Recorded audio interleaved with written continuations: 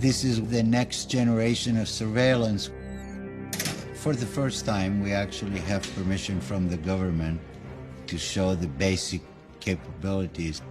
It is important for the public to know that some of these capabilities exist. Engineer Yanis Antoniadis designed the new sensor, known as Argus. With 1.8 billion pixels, it's the world's highest resolution camera. Argus fits inside this pod that attaches to the belly of a UAV.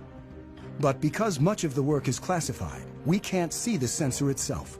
Because we are not allowed to expose some of the pieces that make up the sensors, so you get to look at pretty plastic curtains. Also known as Wide Area Persistent Stare, Argus is the equivalent of having up to 100 predators look at an area the size of a medium-sized city at once. This image was taken 17,500 feet above Quantico, Virginia, and covers 15 square miles.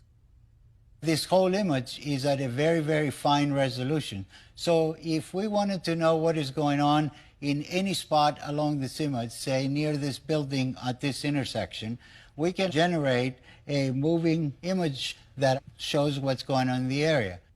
Simply by touching the screen, Antoniadis has opened up a window showing a detailed area, while still maintaining the broader context. And everything that is a moving object is being automatically tracked. The color boxes represent that the computer has recognized the moving objects. You can see individuals crossing the street. You can see individuals walking in parking lots. There's actually enough resolution to be able to see the people waving their arms or walking around, what kind of clothes they wear. And you could pick the location of where you produce these images anywhere in the entire field of view. Antoniadis can open up to 65 windows at once and can see objects as small as 6 inches on the ground. From even 17,500 feet, the white thing that you see flying around is a bird. Argus streams live to the ground and also stores everything, 1 million terabytes of video a day, which is the equivalent of 5,000 hours of high-definition footage. So you can go back and say, I would like to see what happened at this particular location 3 days, 2 hours, 4 minutes ago, and it would actually show you exactly what happened as if you were watching it live.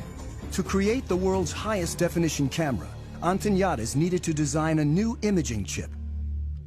But DARPA, the project's funder, wanted to move fast and keep costs down. So he borrowed technology that most people have in their pockets. Inside this cell phone, we find a tiny little camera.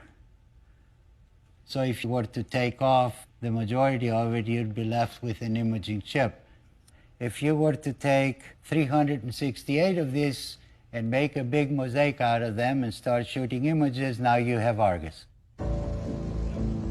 Unlike the Predator camera that limits field of view, Argus melds together video from each of its 368 chips to create a 1.8 billion pixel video stream.